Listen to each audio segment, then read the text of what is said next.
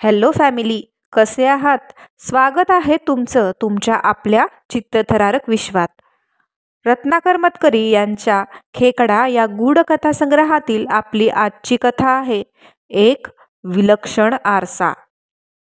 दैव कुणाची सांगड कुणाशी घालील हे सांगता येत नाही. माझंच उदाहरण घ्या ना. मी लोकप्रिय सिनेतारका मोहिनी देवी, अभिनयात कुशल रूपानं देखणी, पण दैवानं माझी गाठ कुणाशी घालून ठेवावी? एका कुरूप पांगळ्या बहिणीशी. पण मी काही तक्रार करीत नाही. देवाच्या मनात असेल तसं होतं म्हणते नी या कुरूप पांगळ्या बहिणीला सांभाळून घेते. हो, तिचं तरी दुसरं आहेच कोण? तिनं आपल्या श्रीमंत बहिणीच्या नाही तर कुणाच्या तोंडाकडे पाहायचं? बाबा गेले आणि आम्ही पोरक्या झालो. तेव्हा मी जेमतेम 20 वर्षांची होते. माधुरी तर 17 वर्षांची होती. तिच्या पायांवरून लहानपणीच वारं गेलं होतं. तिची शरीरयष्टी जेमतेमच होती आणि रंग सावळा होता. मी मात्र रूपानं, शरीरानं, वर्णानं फारच उजवी होते. आम्हा दोघींना एकत्र पाहून लोक अवस पुनव म्हणायचे. बाबा देखील तसं उघडपणे बोलून दाखवायचे.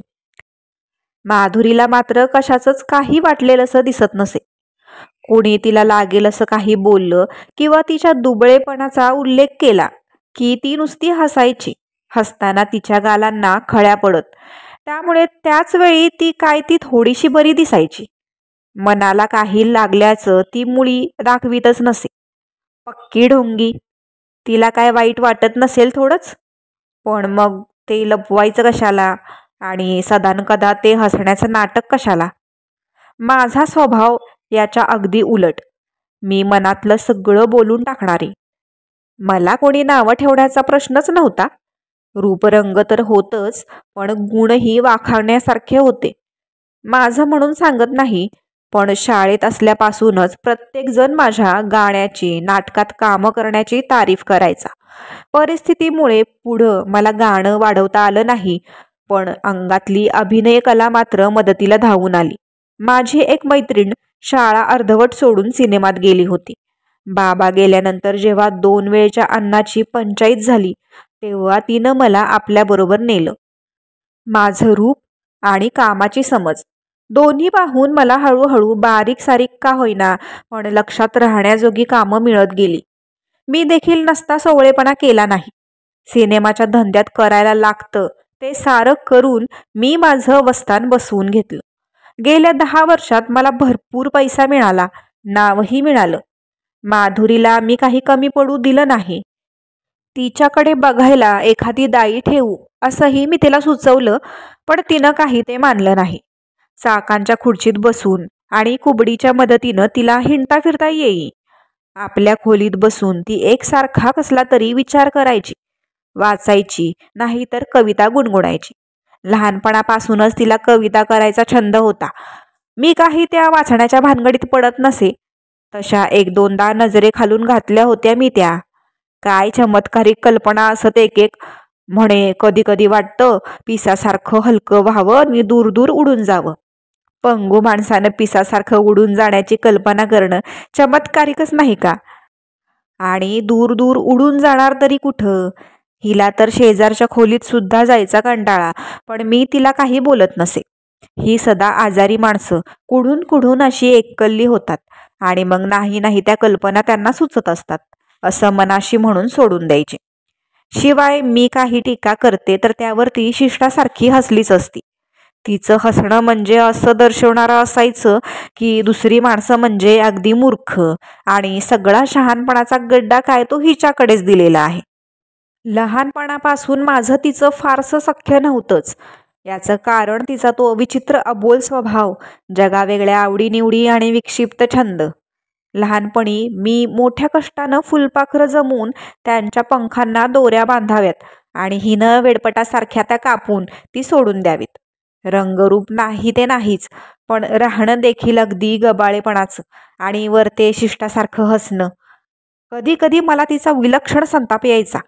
घरात पैशाला तोटा नव्हता, पण ही खर्च नावाला करायची. कपडा लत्ता ही अगदी साधा वापरायची. म्हणजे माझ्याकडे कुणी आलं की त्यांच्यासमोर माझा कमीपणा व्हावा हा हेतू.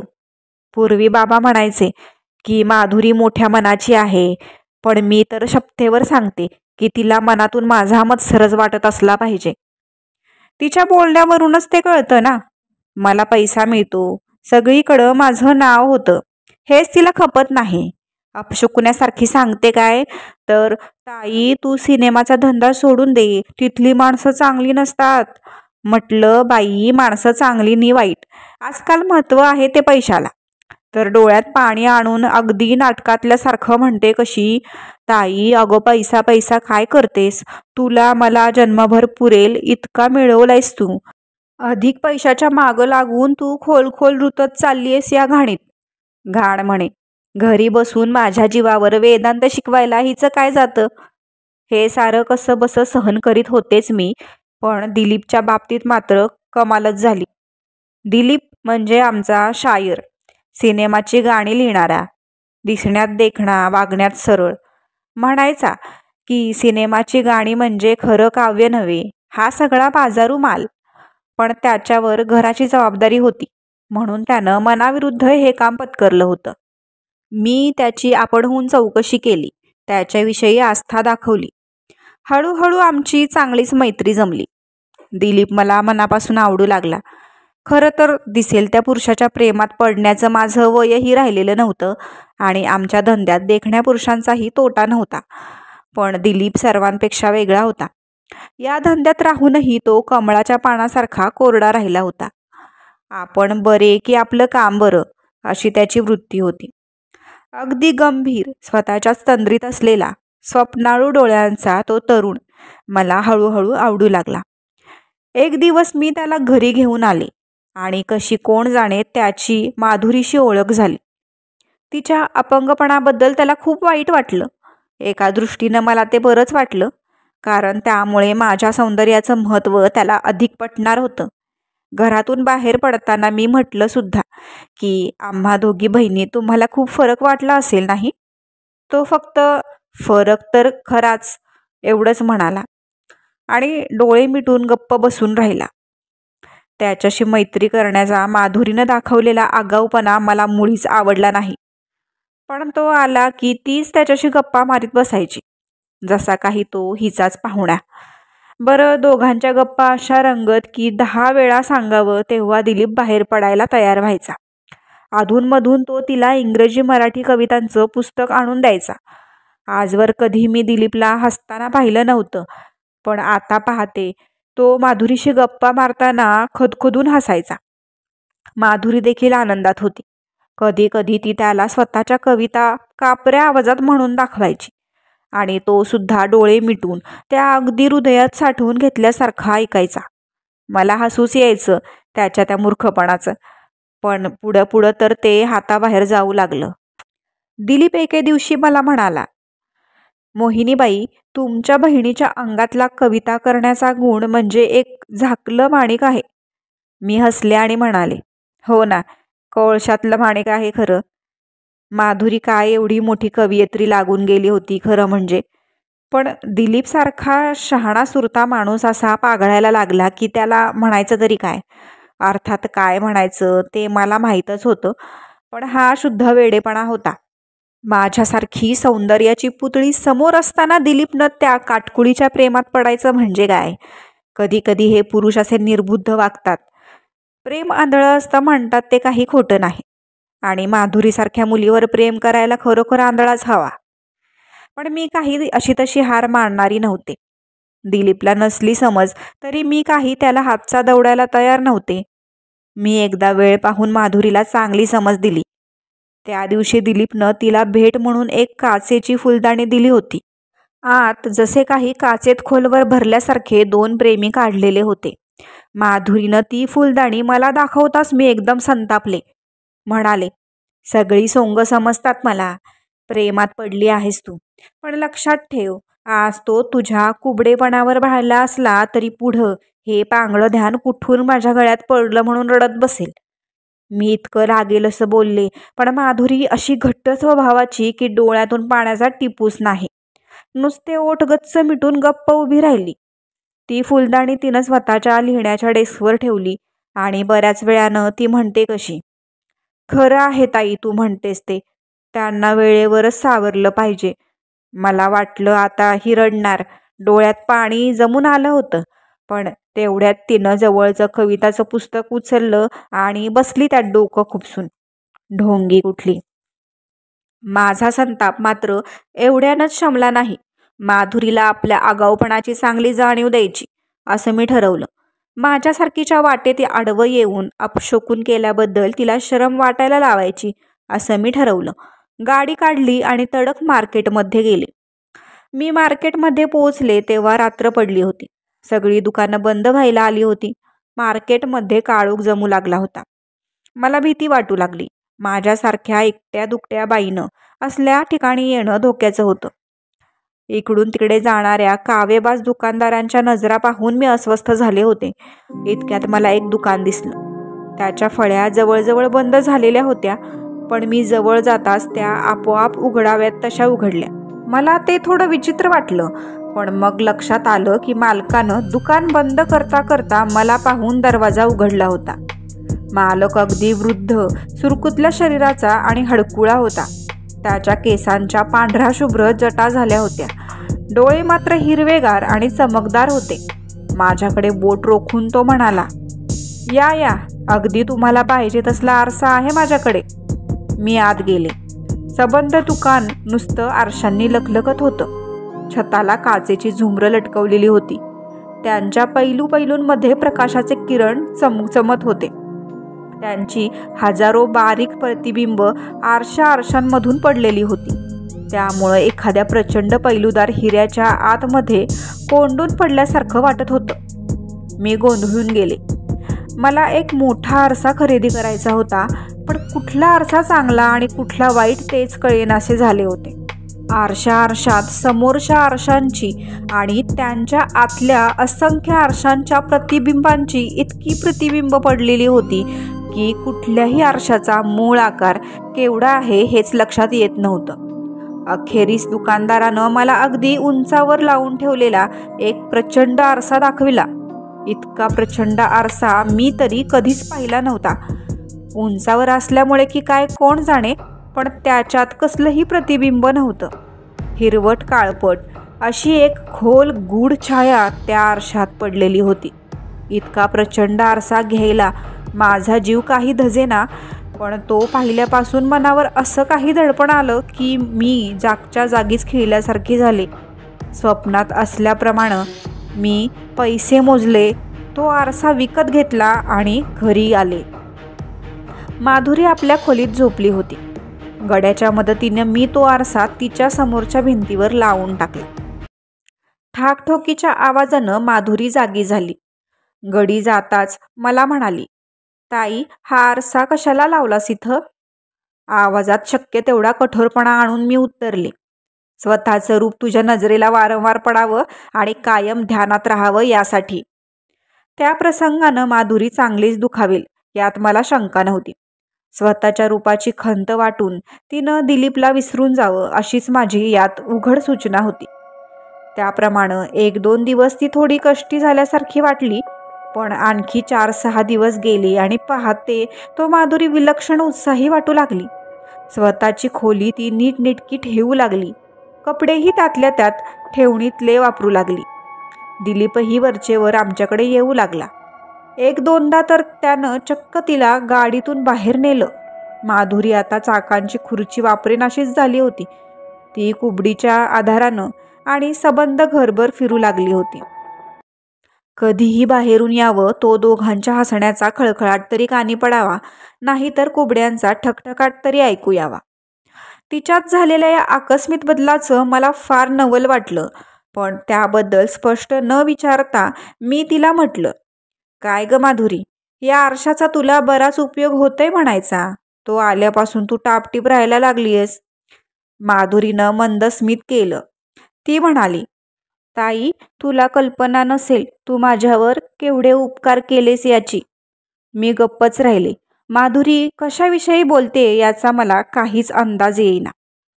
ताई, हल्ली मी खूपच आनंदात असते, फार फार सुखात असते. सारं काही तू आणून दिलेल्या या आरशामुळे घडलं. माझं रंगरूप, माझं पांगळेपण सारं काही विसरून गेले मी हल्ली. या आरशामुळे तू आपलं पांगळेपण विसरलीस? मला काही समजेना. तुझा विश्वास बसायचा नाही ताई. मला वेड लागले, भ्रम झालाय असंच तुला वाटेल. मला माहीत आहे. माधुरी माझ्या अगदी जवळ येऊन हलक्या, अगदी पानांच्या सळसळी इतक्या हलक्या आवाजात सांगू लागली. पण हे गुपित इतकं सुंदर आहे की ते कुणाला सांगितल्याशिवाय राहवत नाही. अजून दिलीपला सुद्धा सांगितलेलं नाही मी. पण तुझा अधिकार आहे ताई तेवढा. तूच हे सुख मला मिळवून दिलंयस. मग तुझ्यापासून ते लपवून कसं चालेल? तू हा आरसा आणल्यानंतर 1-2 दिवसातली गोष्ट आहे ही. मी त्या आरशातल्या माझ्या प्रतिबिंबाकडे अशीच शून्यपणे बघत बसले होते आणि बघता बघता मी आणि माझं प्रतिबिंब एक झालो. आरशात जी आपल्या खोलीसारखी एक खोली दिसत होती तिच्यात मी वावरू लागले. पण आरशातली ती खोली या खोली इतकी रुक्ष नाही. रंगानं ती अशीच हिरवट आहे, पण कल्पनेतल्या नंदनवनासारखी बहरलेली, हिरवीगार. तिला छत नाही, तिला अंत नाही. ती क्षितिजापर्यंत पसरली आहे. तिथली जमीन सुद्धा हिरवळीहून मऊ, मखमली आहे. मला हे कसं समजलं सांगू? अगं मी पाहिलं पाय टेकवून. हो, मला पाय टेकवता येतो तिथं. मी न पडता चालू लागले. एवढंच काय, नाचूही लागले, बागडू लागले. आणि किनाईताई, त्या खोलीत एक आरसा आहे, हुबेहूब या खोलीतल्या आरशासारखा. पण त्यात मी किती सुंदर दिसते सांगू ताई? माझ्या कल्पनेत, माझ्या कवितेत जे जे काही मला फार हवंसं वाटायचं ते सारं तिथं आहे ताई. मी खरीखुरी आहे ती तिथंच आहे आणि ती मी फार सुंदर आहे. फार फार सुंदर. मी फाडकन तिच्या थोबाडीत मारून तिची बडबड थांबवली. नाहीतर ती त्या भ्रमात किती वेळ बोलत राहिली असती कोण जाणे. मी गाडी काढली आणि तडक दिलीपकडे गेले. माधुरीला भ्रम झाला असल्याचं त्याला कळवणं भागच होतं. दिलीपनं हसत हसतच माझं स्वागत केलं. तो मला म्हणाला, मोहिनीबाई बरं झालं भेटलात. मला माधुरीबद्दल तुम्हाला काही सांगायचंय. म्हणजे याच्या देखील ते लक्षात आले? मी विचारात पडले. पण दिलीपचं पुढचं वाक्य वज्रघातासारखं माझ्यावर येऊन आदळलं. मी माधुरीशी लग्न करायचं ठरवले मोहिनीबाई. लग्न? त्या पांगळीबरोबर लग्न? दिलीपचा स्वर एकदम ताठर झाला. ती आता पांगळी राहणार नाही मोहिनीबाई. गेल्या 15 दिवसात तिला पाऊल टेकवता येऊ लागलंय. मला आणखी एक धक्का बसला. माधुरी आणि चालायला लागणार? ते शक्य नाही, अशक्य आहे ते. मी ओरडले. ते शक्य झालंय. कसं ते मलाही कळत नाही. त्याचं काहीही स्पष्टीकरण मिळत नाही. कदाचित केवळ इच्छाशक्तीच्या जोरावर ते शक्य झालं असेल तर. कारण एके दिवशी ती म्हणाली की मला प्रत्यक्षातही चालता येईल असं वाटतंय आणि तिनं प्रयत्न केला. त्याबरोबर तिला पावलं टेकवता येऊ लागली. पण मोहिनीबाई, तुम्हाला आनंद नाही झाला या बातमीचा? मला तिचं काही खरं वाटत नाही. तिला भ्रम झालाय. असं म्हणून मी माधुरीला झालेला तो भास सांगितला. ते कळताच खरं म्हणजे दिलीपला तिच्याविषयी तिटकारा वाटायला हवा होता. पण तो उलट माझ्यावरच उसळला. वेडी ती नाही मोहिनीबाई, वेड्यात तुम्ही आहात. आरशातली दुनिया खोटी समजणाऱ्या तुम्ही वेड्या आहात. काय खोटं आहे त्यात? माधुरीचं मन सुंदर नाही का? तुम्हा आम्हाला दिसतं ते वरवरचं शरीर, दुबळं, कुरूप. किती संकुचित मन तुमचं. स्वतःच्या सौंदर्याविषयी गर्व झालाय तुम्हाला. माधुरीला आपल्या रूपाची आठवण करून देण्यासाठी तुम्ही तिच्यासमोर आरसा उभा केलात. माधुरी म्हणूनच त्याच्या पलीकडे पाहू शकली. किती क्रूर क्रूर वागलात तुम्ही तिच्याशी. आमचं प्रेमसुद्धा तुम्हाला सहन झालं नाही. दिलीप, मला एकदम रडू फुटलं. आजवर कोणीच मला असं तडातड बोललं नव्हतं. दिलीप, माझं तुमच्यावर प्रेम आहे म्हणून मी अशी वागले. दिलीप, पुरे सीन करू नका. प्रेमाचा अर्थ तरी कळतो का तुम्हाला? दिलीप ओरडला. मग मात्र माझा जळफळाट झाला. मी तडक तिथून निघून आले ती सरळ माधुरीच्या खोलीत गेले. मी तिला कायमचं बजावून ठेवणार होते की आजपासून माझ्या घरात दिलीपनं पाऊलही ठेवता कामा नये. पण खोलीत माधुरी नव्हती. समोर तो आरसा मात्र त्या रिकाम्या खोलीचं आणि माझं प्रतिबिंब दाखवित होता. मी त्या प्रतिबिंबाकडे पाहत राहिले. दिलीपचे शब्द नुसते माझ्या कानावर आदळत होते. तुमच्या सौंदर्याचा गर्व आहे तुम्हाला. संकुचित मन आहे तुमचं. क्रूर. प्रेमाचा अर्थ तरी कळतो का? आणि पाहता पाहता जणू ती खोली वितळून जाऊ लागली. भारल्यासारखी मी त्या आरशाच्या जवळ गेले. जवळ, अगदी जवळ. मी आणि माझं प्रतिबिंब ही दोन राहिलीच नाहीत. माझ्या एकदम लक्षात आलं की मी त्या आरशाच्या प्रचंड चौकटीतून आत पाऊल टाकलंय. आरशातली ती खोली माधुरीच्या खोलीसारखीच होती, पण तिची लांबी, रुंदी आणि उंची मात्र बेसुमार होती. आणि तरीही मला तिच्यात कोंडल्यासारखं वाटत होतं. एखाद्या भव्य तुरुंगाच्या कोठडीत डांबून ठेवल्याचं वाटत होतं. बाहेरच्या खोलीसारखंच या खोलीचा रंगही हिरवा होता, पण हा हिरवटपणा तसा शांत नव्हता. काळपट हिरवी, शेवाळानं भरलेल्या एखाद्या विहिरीसारखी ती खोली होती. बघता बघता मला विलक्षण एकटेपणा जाणवू लागला. या प्रचंड खोलीत मी एकटीच सापडले आहे अशा भीतीनं मी इकडून तिकडे सैरावेरा धावले. पण सगळीकडे भिंतीच लागत होत्या. माझा जीव गुदमरू लागला. त्या हिरवट अंधाराची मला भीती वाटू लागली. कोणीतरी कुठून तरी आपल्याला पकडील असं होऊन गेलं. भीतीनं मी हाका मारू लागले, पण कितीही ओरडले तरी तोंडून शब्द फुटेना. मी जीव घेऊन पळत सुटले आणि एकाएकी समोर एक बाई उभी राहिली. झिंजा पसरलेली, क्रूर, खुनशी हास्य करणारी, विद्रूप. पाहते तो त्या खोलीत टांगलेला प्रचंड आरसाच होता. माझ्या अंगावर काटा उभा राहिला. प्राणातिक भयानं किंकाळत मी पळत सुटले आणि कशीबशी माधुरीच्या खोलीत येऊन पोहोचले. पण अजून माझा थरकाप थांबलाच नव्हता. त्या भयंकर आरशाकडं बघण्याचं धैर्य मला होत नव्हतं. नव्हे, तो तिथं त्या खोलीत होता तोवर माझं भय कमी होणारच नव्हतं. मी खोलीभर नजर टाकली आणि एकदम मला माधुरीच्या डेस्कवरची ती फुलदाणी दिसली. मी ती उचलली. एवढ्यात दारात माधुरी आली.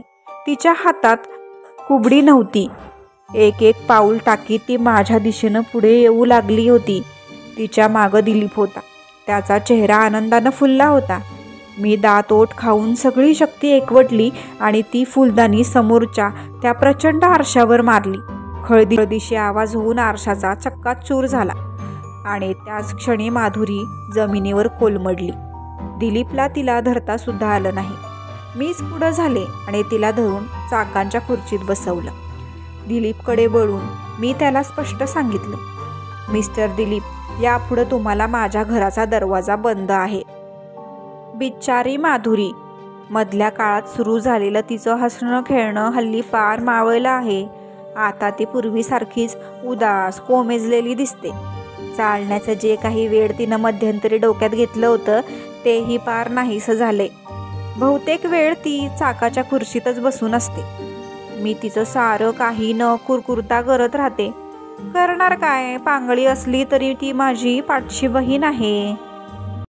श्रोते मित्र हो, एखाद्या व्यक्तीचं जगदेखलं बाह्य रूप न दाखवता त्याच्या अंतरंगापर्यंत पोहोचून त्याच्या खऱ्या स्वभावाचे, त्याच्या भावभावनांचे प्रतिबिंब त्याला दाखवणाऱ्या या एका विलक्षण आरशाची कथा आणि आपल्या सख्ख्या लहान बहिणीचा अतिशय द्वेष करणाऱ्या, बाहेरून देखण्या पण आतून तितक्याच क्रूर असणाऱ्या या बाईचं मी प्रस्तुत केलेलं मनोगत तुम्हाला आवडलं असेल तर व्हिडिओला लाईक करा आणि चॅनलला सबस्क्राईब केलं नसेल तर कृपया करून घ्या. कारण तुमच्यासाठी सबस्क्रिप्शन मोफत असेल, पण आमच्यासाठी ते मोटिवेशनचं काम करणार आहे अशा चित्तथरारक कथा तुमच्यापर्यंत घेऊन येण्यासाठी. पुन्हा भेटू अशाच एका चित्तथरारक कथेसह, फक्त चित्तथरारक विश्वामध्ये. तोपर्यंत आपली काळजी घ्या. धन्यवाद.